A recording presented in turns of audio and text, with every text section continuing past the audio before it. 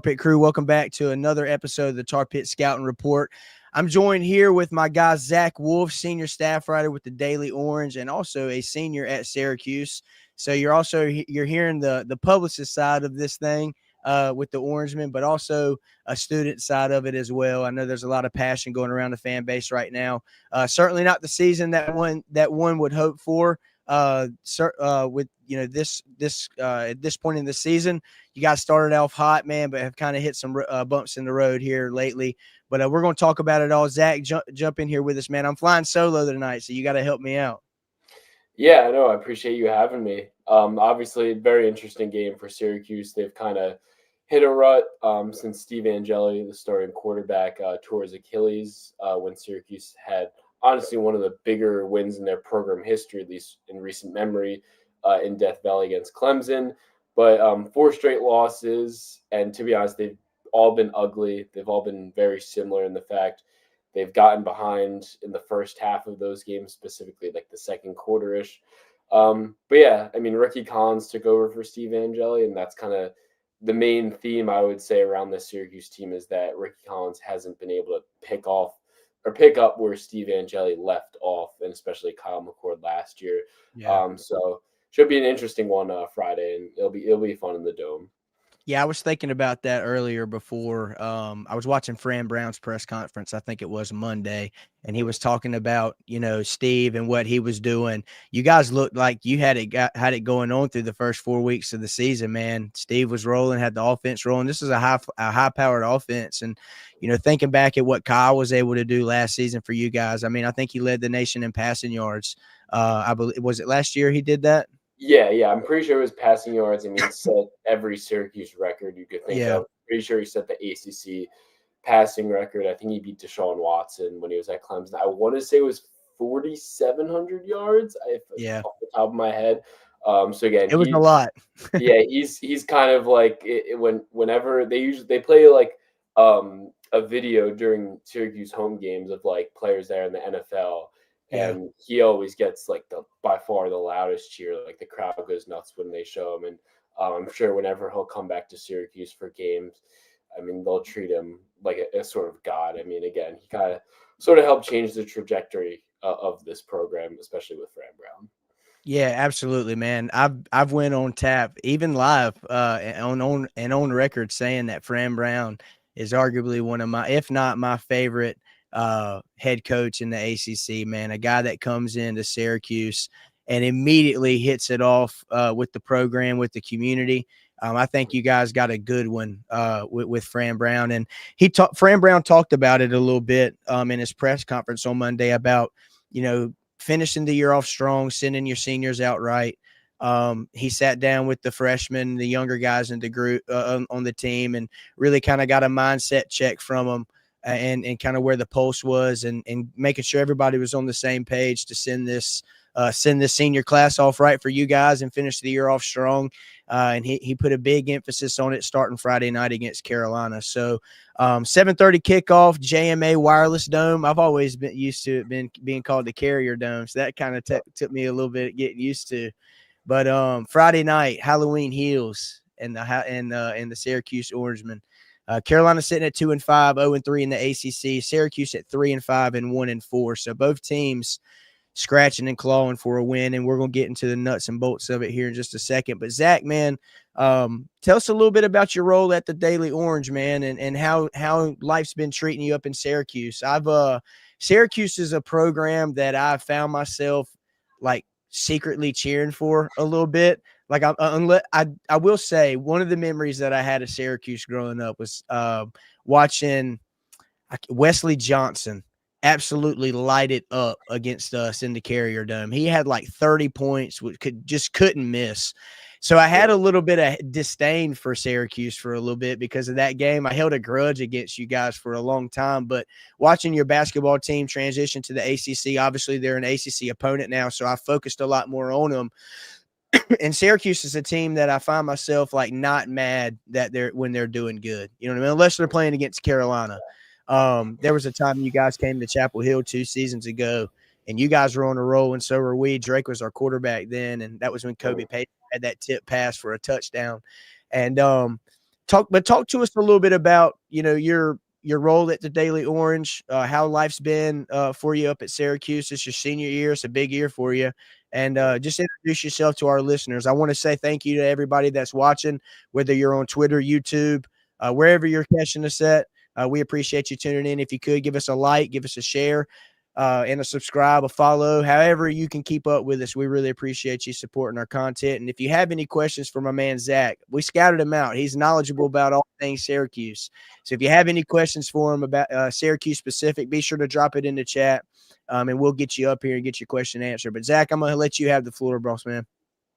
Yeah, no, I mean, obviously, again, I'll just introduce myself. Obviously, like you said, I'm a senior at Syracuse. I've written for the Daily Orange for 4 years now. Kind of time flies. It feels like yesterday that I was a freshman writing my first story.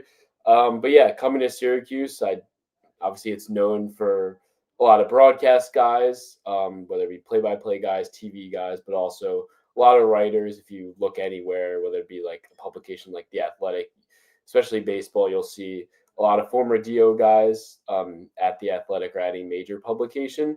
But in terms of, me, I mean, I came to Syracuse with a little bit of journalism experience.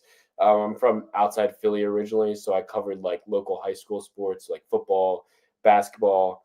So I came to Syracuse with a little bit of experience, kind of got involved right away. And since then, I've kind of just been a grind. I mean, I've covered anything from volleyball was my first sport I covered, women's ice hockey, all the way up to softball, and then sophomore year covered men's soccer, women's basketball, which was a fun team to cover with DH Affair, and they made the NCAA tournament that year.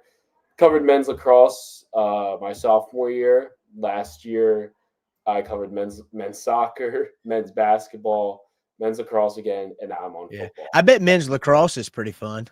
Yeah, I mean, and again, I'm from southeastern PA, so it's like a big lacrosse hotbed.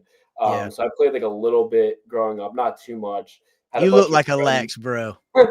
Yeah, I had a bunch of friends. My high school was pretty decent. At least my class was pretty decent at lacrosse.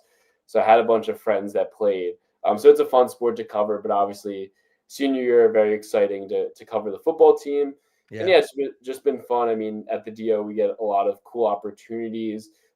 Especially for like travel. I went down to Death Valley for the Clemson game, and that was an incredible experience, especially with Syracuse winning. Obviously, a little bit anticlimactic with Steve Angeli going down that game. I was just down in Atlanta actually for the second time this season because I went to the season opener against Tennessee. I was in Atlanta for the Georgia Tech game as well. So again, the DO affords me a lot of kind of cool opportunities, whether it be football, men's basketball, even men's lacrosse, which I really like. So super grateful to kind of the opportunities I've gotten over the past 3-4 years. Yeah, man, that's awesome, dude. I would say soak it all up, bro. Like one of the things, I'm older than you. How old are you, if you don't mind me asking? 21. 21. So you're not too far behind me, but I will say, man, soak it up, enjoy it. All that traveling that you're doing, especially, you seem like a passionate guy when it comes to sports. You like following it. You certainly know your stuff and talk about it well. I've seen you in your videos and whatnot, but I'd say soak it in, man. You said lacrosse was pretty fun. I bet it is. You guys got a pretty good lacrosse team. Yeah, definitely. So, I mean, obviously last year was cool. I got to go to the Final Four. Very cool experience. And I mean, it's cool when you cover a team like multiple years because it was a little different for football for me because like my two buddies that I'm covering with now, we have 3 beat writers for football. Right. So my 2 buddies that I'm covering with now covered the team last year. So, I mean, obviously I knew about the team, but like they know a little bit more like the intricacies and stuff and how stuff works. So it's good when you get to cover a team like multiple years because you learn little things that other people might not. Yeah, be a sponge, bro. That's all I can say. It's been fun doing this podcasting thing, man. It's our 3rd season. We've grown a lot. I don't have my guy Trevor up here with me tonight, but you remind me, and Trevor's probably listening. I see him in the chat over here. Trevor, doesn't my man Zach remind you of Dylan? Dylan's the guy that I started a podcast with our first season. He was on with us last year. He couldn't join us this year, but in talking with you and just your vibe, bro, you remind me of a lot of my boy Dylan. So Dylan, if you're tuned in tonight, I found you twin, big dog. So, But Zach, man, let's get into it. Syracuse welcomes Carolina, 7:30 kick on Friday, man. Both teams, I feel like, in thinking about this game to myself, and we'll start on the offensive side of the ball. We'll get into the moving the chains section. We'll start on y'all's offense. But two teams as a whole that I really feel like are in very similar spots at this point in the season. Obviously, Carolina started out the year really, really tough. And the last 2 weeks, not being able to get over that hump and just a couple yards short. But they've looked competitive, and it's given a lot of hope to the fan base. I was there in Keenan last Saturday, and while it wasn't a sold out crowd, but the fans that were there were engaged, locked in, and there's a buzz around the program. So Carolina's hungry for a win. But I was listening to Fran Brown's press conference from Monday, and he hated it. And he actually apologized to the community of Syracuse for losing for a month straight. The Orangemen are coming in, I think, 0-4 into this game.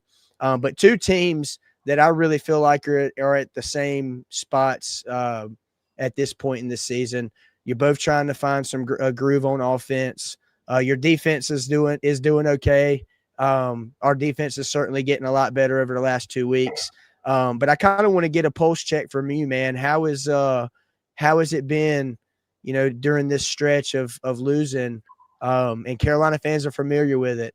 How's it been during this stretch of losing, and what's the vibe like around the team? Yeah, I mean, obviously with Fran Brown, a lot of what he talks about, he's gonna take a lot of responsibility. Like, let's say even if Ricky Collins throws 3 interceptions, Fran's gonna take responsibility for saying he wants to put him in a good position to win. Even though that might necessarily not be true, Fran's always gonna put it on himself. And again, that's an interesting part about him as a coach. He takes, again, a lot of the responsibility when the team isn't playing well. So yeah, I mean, it's been interesting. He tries to be positive. Syracuse has a very young team. I don't think a lot of people realize, especially on defense. They have 2 true freshmen starting in Demetrius Samuel and Antoine Delorier. And then Chris Peel, who's a transfer from Georgia, didn't play much at Georgia, and I think he's just a sophomore. So again, kind of very inexperienced defense. Obviously, when your quarterback goes down, your starting quarterback, that's tough. Yeah. But yeah, again, like I said to you before, these past 4 games have kind of all been very similar. Like for some of them, they've been close in the first quarter. Like Georgia Tech, it was 3-3 at the end of the first quarter, and then Georgia Tech scores 21 unanswered in the second quarter and kind of gets that separation. So they've just been playing from behind in all of these games. They actually took their first lead since the Clemson game on their opening drive against Georgia Tech last week. So that's kind of a big indicator of kind of what's been going on the past month plus, I would say. Yeah, I'm sitting here looking at stats for your offense and just looking at it, man. Total offense per game, 398 yards, 10th amongst ACC programs, 63rd in the nation. Points per game, 25, tied for 13th in the ACC ranks, and then 85th nationally. Where'd I go with this? Passing yards, 285, third in the ACC, 21st in the nation. 112 rushing yards per game. That's good for 13th in the ACC and 117th. So more of like a pass first offense, I guess you could say. I want to kind of get into your quarterback situation a little bit, and that was I want to jump right into it because Angeli goes down, and then your guy Ricky, he takes over. And Fran Brown said it in one of his interviews. I stumbled across it on Twitter. And he was honest about it. He said, we're going to open up the quarterback competition this week. And we're going to, Ricky had a month and he went 0-4. He said, Steve, before he got hurt was 3-1. We saw what he could do. Could you kind of talk to us a little bit about where the QB kind of where they're going with that leading into the Carolina game, and what can we kind of expect? I don't know if you know of anything like that, but I just want to jump right into it because that stuck out to me. Fran Brown coming out and saying, "Hey, look, he did a lot for Ricky. I guess he did. Stood behind him, tried to put him in the best position to win games, and just couldn't get over that hump. And the offense hasn't looked the same. I think coming into this game, you guys are averaging just 12.5 points per game. So talk to us a little bit about your quarterback situation and what can we kind of expect if you know of anything. Yeah, I mean, I'll give some background. Like, obviously, so they brought in Ricky Collins in December, and obviously, when you bring in a guy from LSU, I think it was three-star recruit coming out of high school. Obviously, didn't play much at LSU, sitting behind Jaden Daniels and Garrett Nussmeier. But again, when you bring a guy like that, there's kind of some buzz. So Yeah. he played spring ball. Fran at the end of spring ball after the spring game. Ricky actually didn't play in the spring game. I think he was a little banged up, but Fran names him the starter. Clearly, there wasn't really any competition. But then, literally 15 days later, you get Steve Angeli, who commits to Syracuse. You're like, oh, this is interesting. And initially, I didn't even realize that Angeli had like 2 to 3 years left of eligibility. So initially, I thought, oh, he's a grad transfer. He's coming in to start. So an interesting wrinkle is that Steve Angeli, his high school coach, Vito Campanelli, is brothers with Syracuse's quarterback coach, Nunzio Campanelli. So there's kind of Nice. that aspect there. Yeah. In training camp, obviously, every time we got to talk to Fran every Monday. So you're like, okay, what's the starting situation? He's not going to give an answer. But Yeah. again, he said it was like 51-49.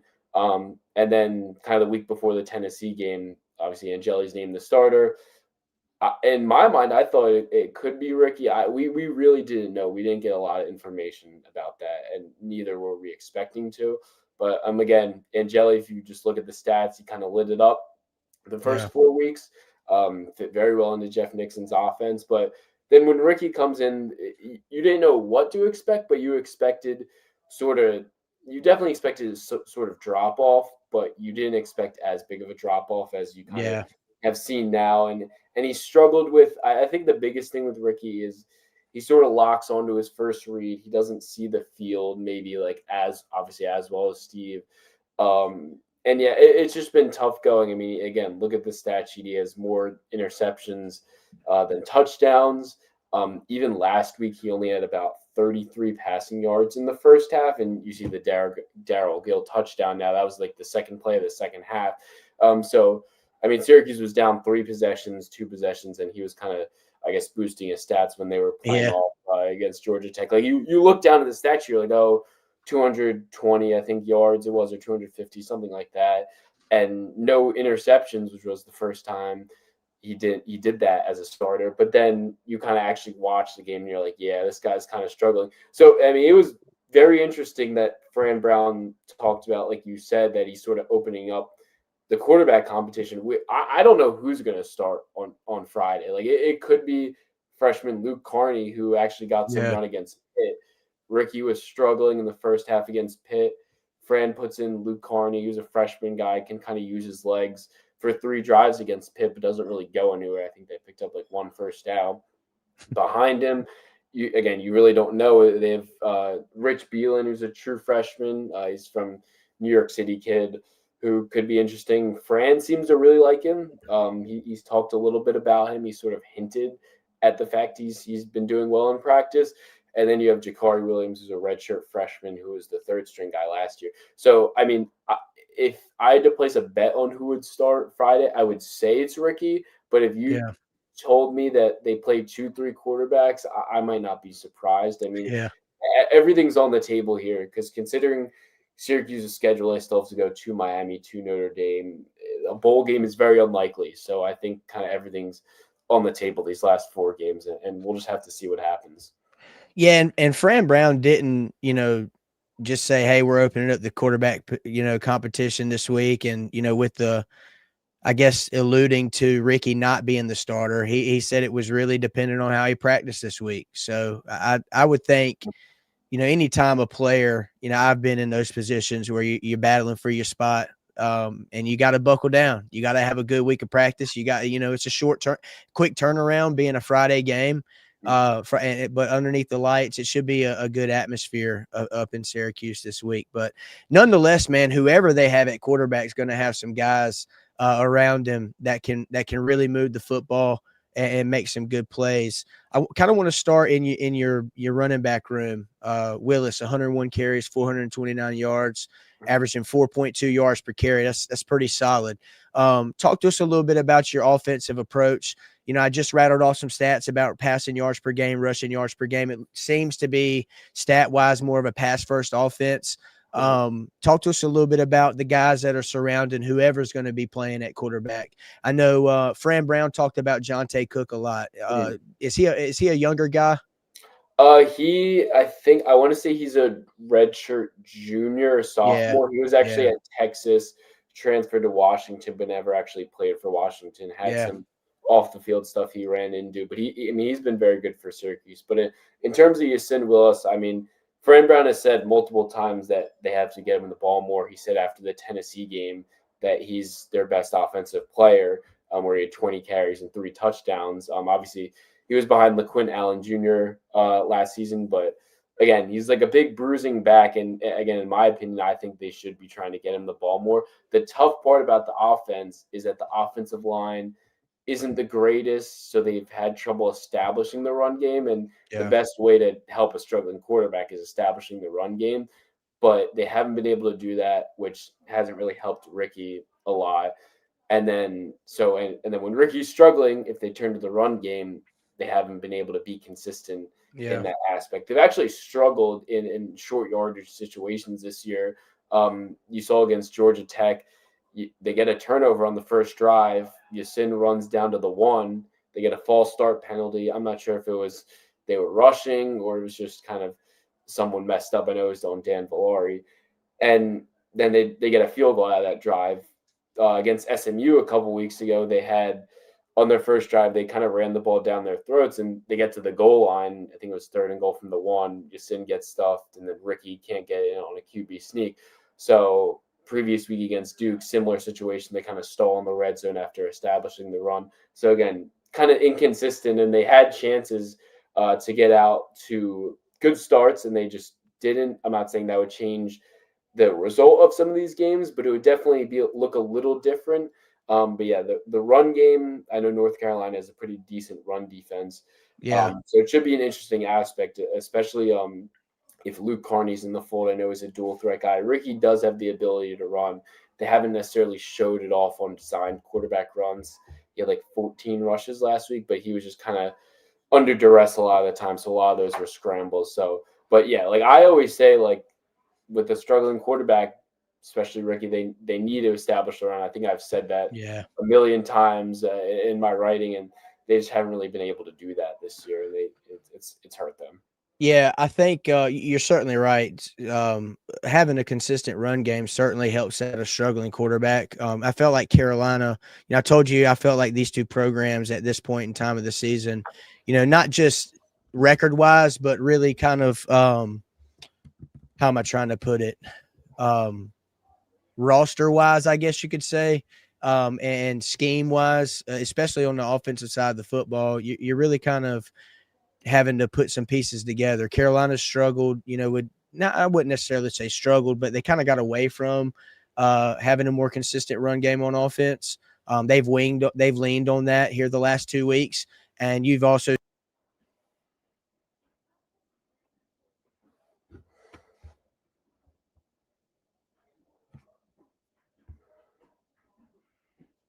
I think your mic cut out.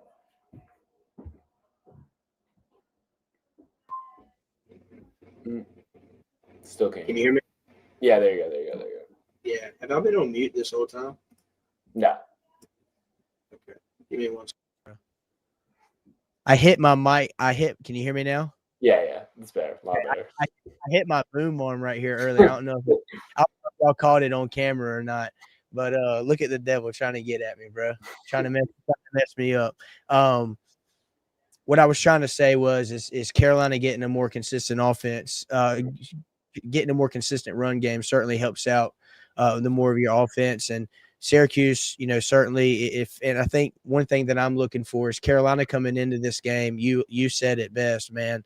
We've done a really great job, and Bill said it too. Ever since I think it was the Charlotte game, they've done a real good job of being able to stop the run.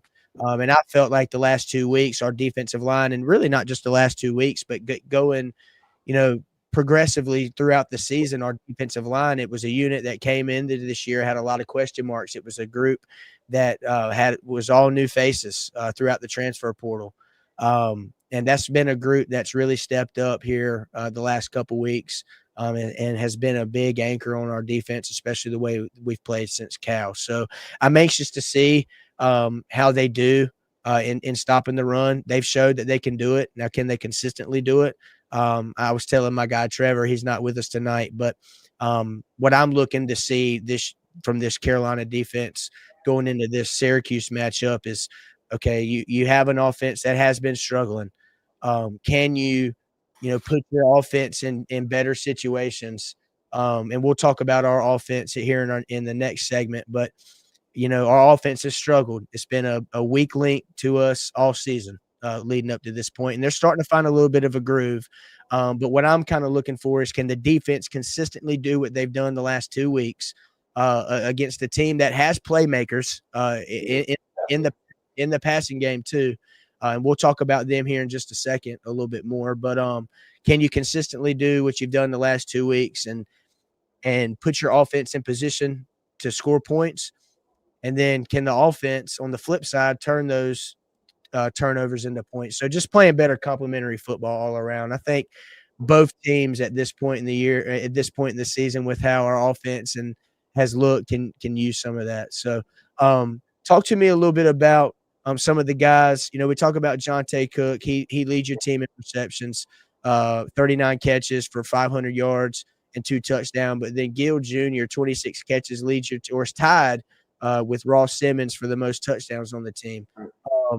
Talk to us a little bit about some of the other guys that could be a factor in this game, whether it's in your running back room. I know Nixon, 65 carries, 236, 3 touchdowns.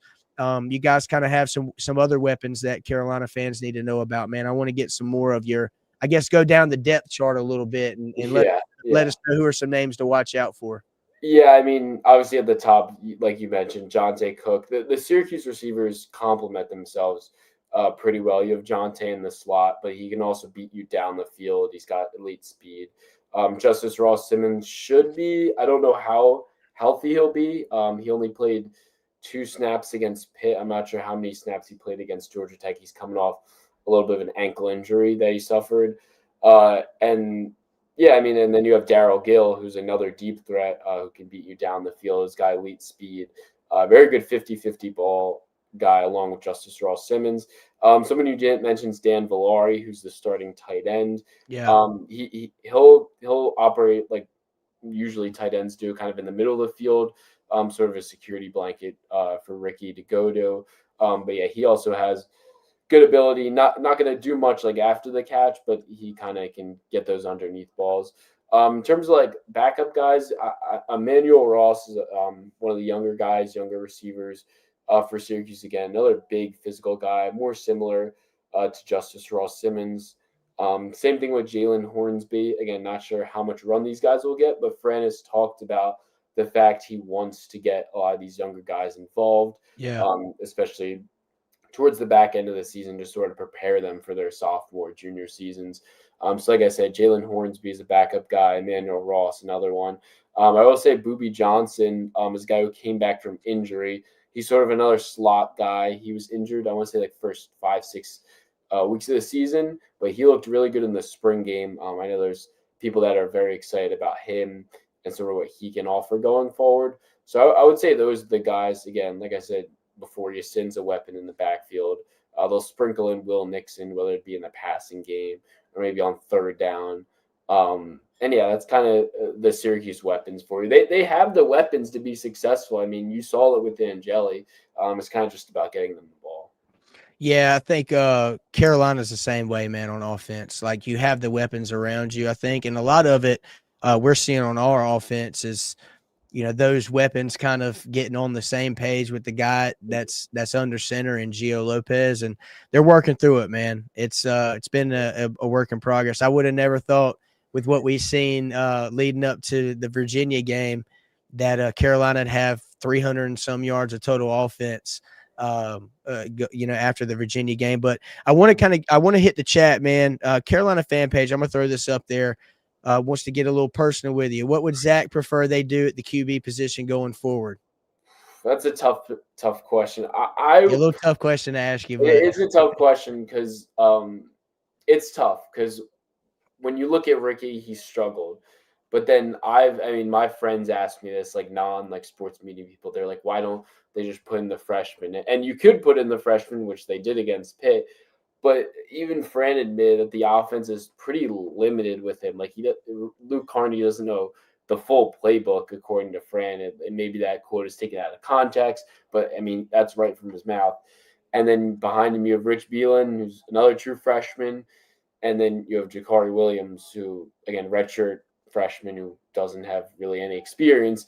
So like the fact Ricky has these 4 games under his belt, it's been bad, but I think you just have to stick with him. I mean, if you put any of these guys in, you're starting from scratch again. I know this season kind of is a wash, but none of those guys are really going to play when Steve Angeli comes back next year. So I would just stick with Ricky. You kind of just have to gut it out.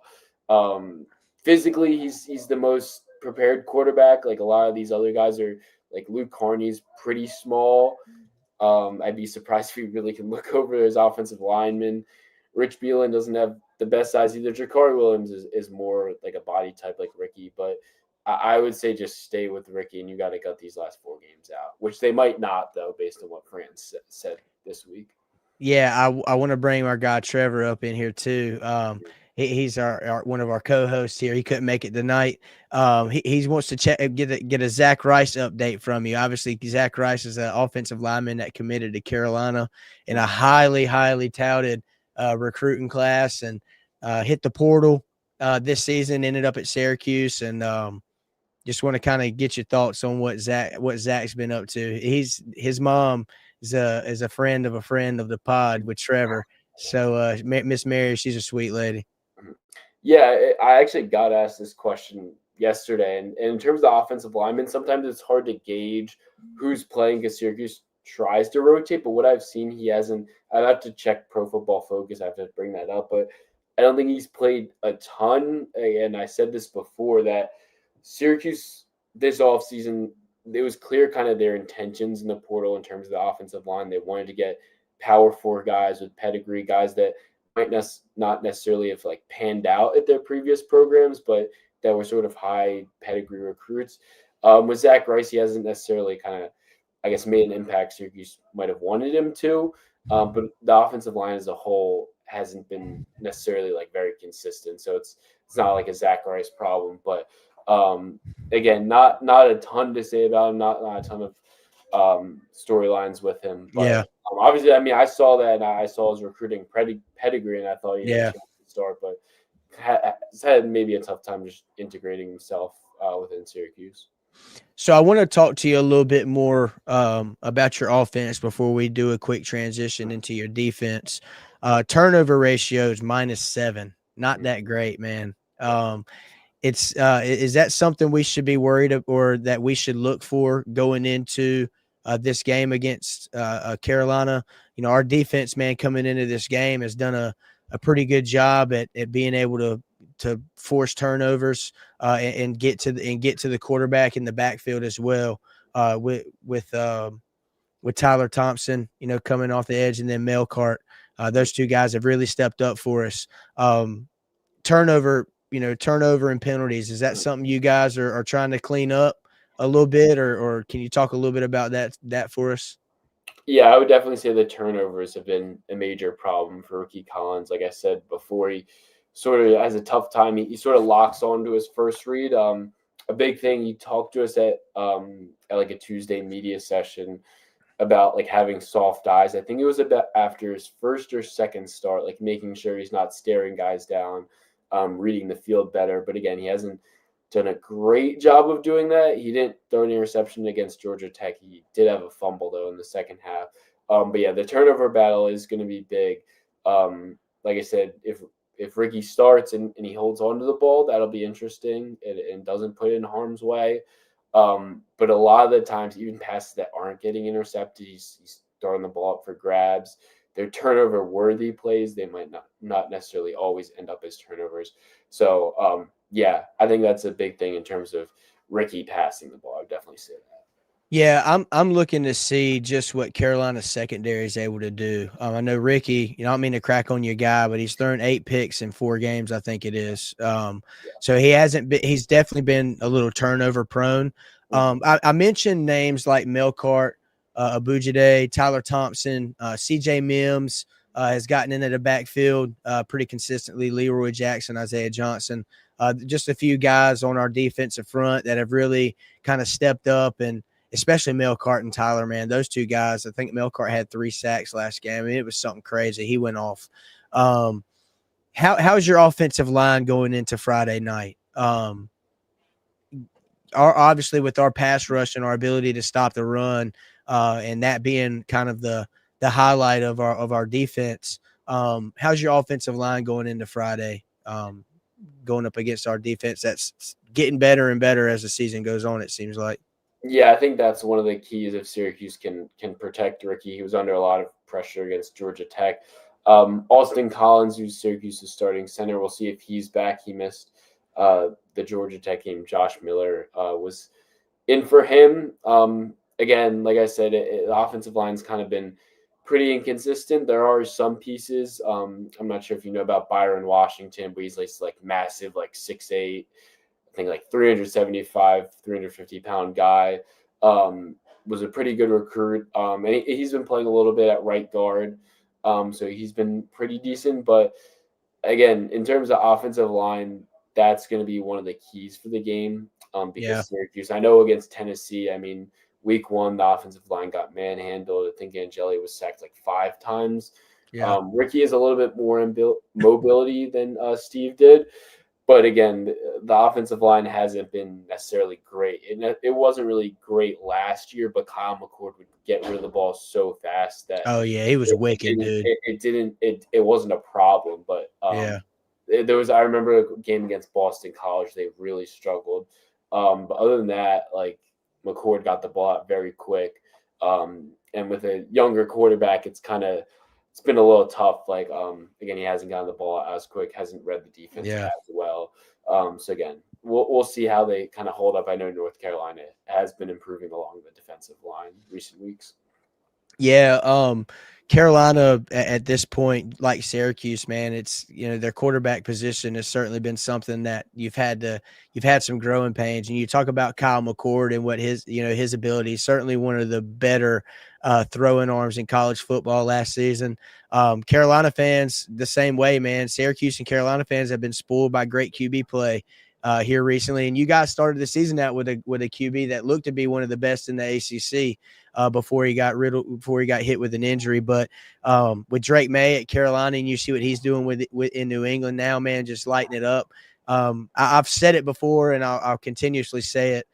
This is something, and I think Syracuse fans can probably relate to it. It's when you have a quarterback that's struggling, it's really just kind of giving him patience to work out the kinks and really get comfortable. Gio was a guy that showed up to campus, in the spring portal just before fall ball. So certainly it takes time to establish a relationship with your guys. And I think a lot of what we're seeing from Carolina as a whole, I think right now more on the defensive side than the offensive side. The offensive side is really kind of tailed along here throughout, up until this point in the season. But you can see the defense starting to mesh and guys really starting to get comfortable with each other and trusting that, hey, I'm going to do my job and this guy's going to be where he's supposed to be and doing his job.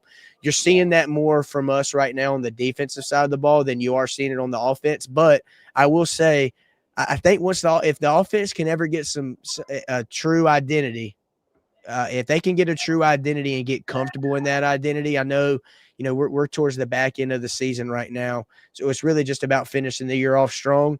But building into next year, man, if they can get an offensive identity and I think the sky's the limit, especially if you get some guys back on your defense, on the defensive side of the ball that can really anchor that down and establish a culture there. But that's all I've got for the offensive side, man. We're going to transition the last part of the show to your defensive side. Is there anything else you want to mention to the fans? I think we're at 325 325 folks looking in, tuning in to us. Wherever you're from, we appreciate you again. Be sure to give us a like, a follow, a subscribe, share the stream, share the live.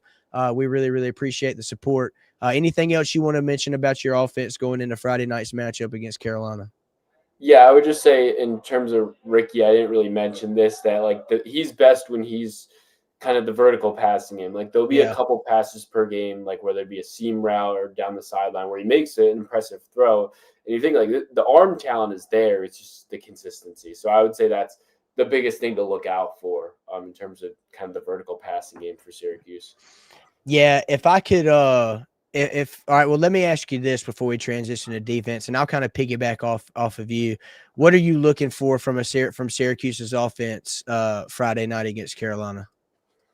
I think I said this before, but try and establish the run game. I mean, you just have to. You have a struggling quarterback. Yeah. You got to run the ball. You got to be able to establish that. Fran Brown wants his teams to be tough, as does any coach, but Fran preaches it especially.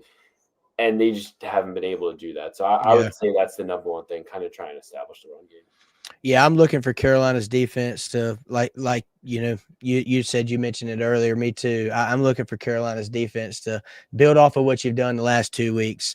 Guys really starting to establish an identity on that defensive side of the ball, and just you're going up against the Syracuse offense that struggled the last few weeks, and I'm looking for them to carry over what they've done the last two. So.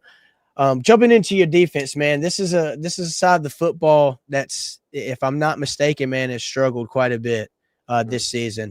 I think during this 4-game losing streak, they've given up 140 points total. They're allowing 31.3 points per game, which is 116th ranked in the country.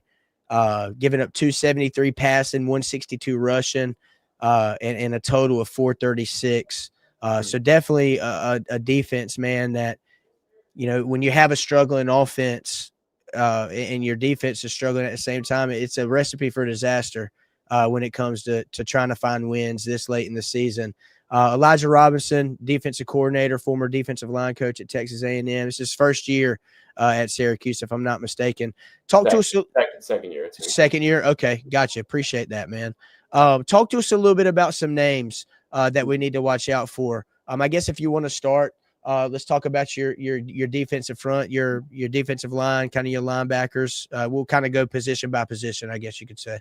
Yeah, I mean, Syracuse's pass rush has been pretty brutal this year. I mean, they had 7 sacks against Pitt. I don't know the exact number they had before that, but I want to say it was close to double the amount of sacks they had throughout the year. And you kind of looked at that position before the season, and they didn't have much production coming over. They brought in David Reese in the transfer portal, who's in his 8th college season. And then a guy along the defensive line, Kevin Jobity, is probably their best defensive lineman. He had a big game against Pitt, like I said, but the defensive line has really struggled. On the back end is kind of where you get some of the more, polished guys. At linebacker, you have Antoine Delorier. True freshman guy, has been kind of all over freshman All-American team. So he's been very good. He's just big physical guy. One of the leaders on the defense. And then you have Demetrius Samuel, 17-year-old true freshman cornerback.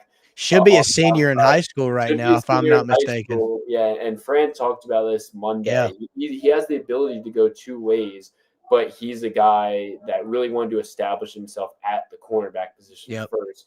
And he's done that. You look at PFF grades, he's one of the highest rated PFF guys in the ACC in the country, at least for a freshman.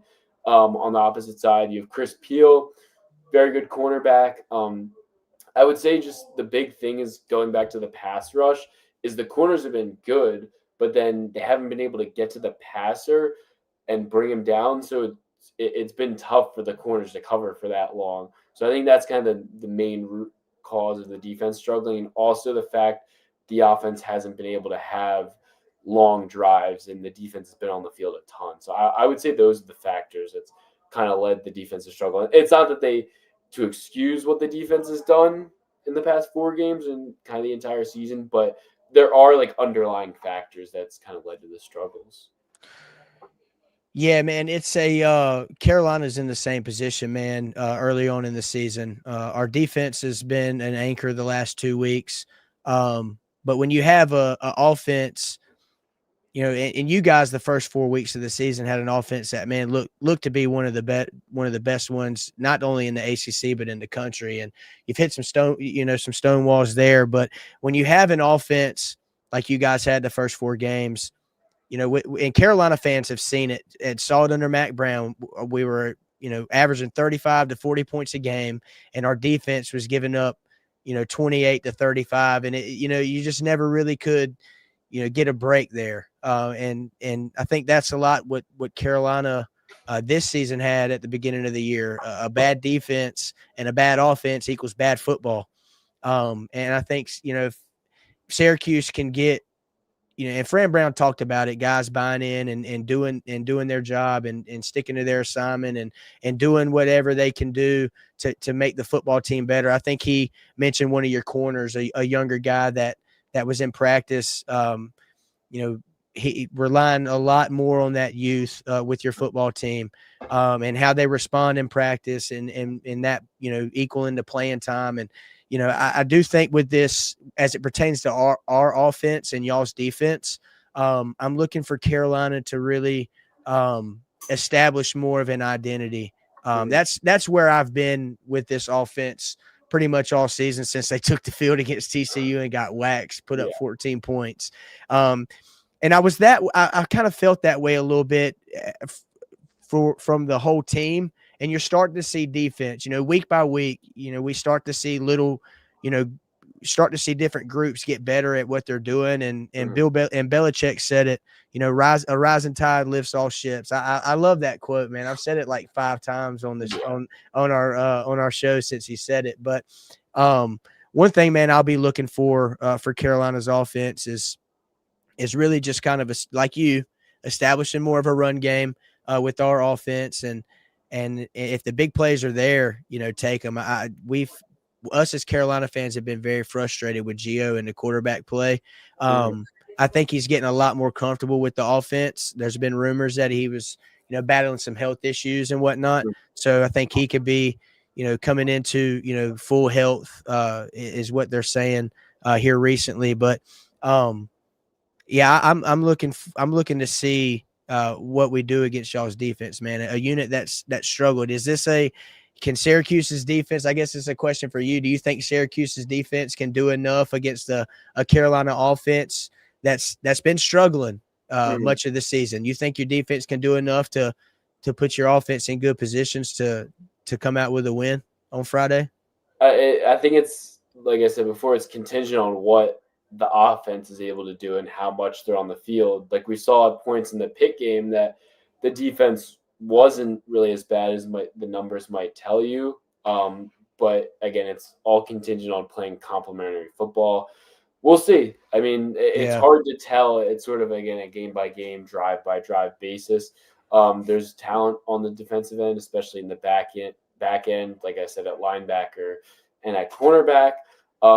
But yeah, a lot of what I've seen, I mean, when you sit in the press box, you kind of see some of these coverage breakdowns and you have good perspective. And against Georgia Tech and SMU especially, a lot of these like RPO plays, I'm not sure how much RPO North Carolina does, but a lot of these RPO plays, there's just been a lot of miscommunication on the back end. I mean, it happened like 4 times against SMU and like a couple times against Georgia Tech. They really struggle against RPO. So we'll see what happens there. But I guess playing at home will definitely help a little bit. And it's kind of just a week-by-week thing with this defense to see how they do. That's how we are on the offensive side of football. But one thing I will say, and I guess I kind of want to get your thoughts on it. You may have touched base on it just a few seconds ago. But, you know, Carolina last week put up the most passing yards it has in a game against a Virginia defense, man, that – you know, it has a decent defense, but they're particularly weak in the secondary. Talk to us a little bit about that, because what I'm also looking for in return to a more consistent running game is also expanding the playbook in the passing game for us, and getting Gio more mobile out of the pocket, and being able to extend plays. I think a lot of the growing frustration is he's a little hesitant to run, and you know, honestly, I want him to be able to use his legs. He was recruited and brought in as a guy, as a mobile quarterback. And I felt like times our offense hasn't really cater to that strength of his. I'm also looking for him to get the ball out a lot quicker, but we've got the weapons around him. Jordan Shipp, Kobe Paysor. We have Madrid Tucker, who is a freshman, have some really big catches, led the team in receptions last game against Virginia. A little bit about your secondary, man, because I think I won't necessarily rule out that as a key factor in this game. Can Carolina get some kind of get some consistent passing? And what can Syracuse's secondary do against it? Yeah, and like I said, Demetrius Samuel's kind of the highlight. Fran Yeah. Brown talked about his growth. Talking to players yesterday, I mean, they speak wonders of him. I mean, they talk about the fact Devin Grant, who's actually Syracuse's starting safety, is one of the better defensive players, arguably their best defensive player, talked about the fact that they'll be going over film or just looking at a play, and Demetrius Samuel will point out something about the play that Devin Grant didn't even notice. So he's a very smart guy. Devin Grant, they kind of use him in sort of like a free role. He'll do whatever. Against Clemson, I think he had 12 tackles and he was coming off an injury. He didn't even know if he was going to play. But yeah, I mean, he's very good. They'll put him towards the line of scrimmage sometimes on some delayed blitzes. He'll be in coverage. He'll kind of be all over the field. I'd say those are the main guys in the secondary to look out for. Chris Peel, like I mentioned before, Georgia transfer, very solid cover guy. But again, it kind of hinges on the defensive line rushing the quarterback's process so that they can cover more. Oh, mute again. Can you hear me? Can you hear me now? Yeah, all good. I don't know what it is, man. This core, I figured it would get better with my boom arm, and it has been pretty consistent since I got this, but something's going on with it, man. But what I was saying was Chris Peel sounds like a guy that would play at Georgia. I don't know why. That just sounds like a Georgia Georgia defensive guy's name. I don't know why I'd say that, but it made me laugh. But Zach, man, we're gonna round this thing out, brother. Kind of want to get your thoughts before we end this thing. Overall, we shied away from doing predictions and score predictions and whatnot at this point in the season with Carolina. I know you guys are probably the same with Syracuse, but I guess in a nutshell, man, what are your thoughts going in, or what are you looking or expecting on Friday night? I guess you could say without giving a score. I'm going to say it's going to be a slugfest. I mean, I don't expect much offense. Yeah. It's funny. We actually at the Daily Orange, me and the two other people that cover the team, the beat writers, we do a score prediction. Yeah. So you can check that out at thedailyorange.com. Hey, if you want to see my score prediction. I do think it's going to be a slugfest. Originally I was leaning towards Syracuse, but the Fran's comments today made me realize that, I mean, I would think that Ricky Collins' breakout or just good game would come sometime soon, but Bill Belichick going up against either a struggling quarterback or a true freshman quarterback making his first start is kind of a recipe for disaster. So I'd probably lean towards Carolina right now if I had to make a prediction.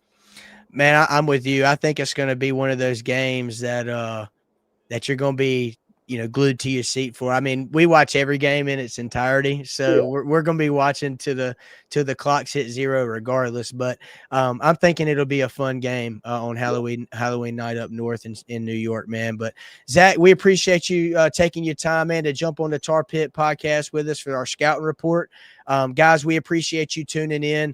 We've been keeping a track of the viewer count, so we appreciate you guys tuning in wherever you're from: Twitter, Instagram, Facebook, YouTube. We appreciate it. Give us a follow, give us a like, a subscribe, whatever. We just appreciate you guys tuning in with us tonight.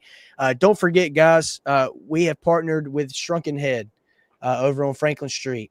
You go online to www.shrunkenhead.com. Use the code TARPITPOD for 15% off online or in store, and that code is also valid for tailgate. I say that all the time, and give our partners at Shrunken Head and Tailgate some love, but I really do hold that near and dear to me. Partnering with a local business in Chapel Hill, That's something that we take good pride in, and we enjoy our partnership with them. But also, guys, stay tuned. We've got it in the works. Live game day show. Carolina kicks off against Stanford at 4:30 inside Kenan Stadium next Saturday. We will be, and I'm super stoked for it. I wish Trevor and Chris were on here to enjoy this moment with me. But 4:30 kick, man. We will be live from 140 Social. Be sure to stop by. We'll be going live there from 12 to 3. So November the 8th for the Stanford game. Live from 140 Social, our game day show home. We appreciate all the fine folks at 140 Social and all they do for us as well. So super excited about that. If you're in Chapel Hill for the game next Saturday, be sure to stop by 140 Social on Franklin Street and come see us from 12 to 3. So appreciate you guys tuning in. Zach, brother, I appreciate your time again. It's been fun. He is certainly a ball knower, and I'll be looking forward to keeping up with you, man, during the lacrosse season and everything else, bro. I appreciate your time. Yeah, appreciate you guys having me. Really, really. Yes, sir. Yes, sir. And to all the viewers out there, until next time, go Heels. Hey Tar Pit crew, thanks for hanging with us today. Quick shout out, today's episode is powered by Untapped Sports Network. Big thanks to them for the support. If you like this episode, do us a favor, like it, drop a comment, and share it with a friend. That kind of support goes a long way in keeping the podcast rolling. Make sure you're subscribed and following the Tar Pit Podcast on whatever platform you're listening on right now. And don't forget to follow us on social. We're on X, formerly Twitter, TikTok, Instagram, and YouTube. Just search the Tar Pit Podcast and you'll find us. Until next time, go Heels.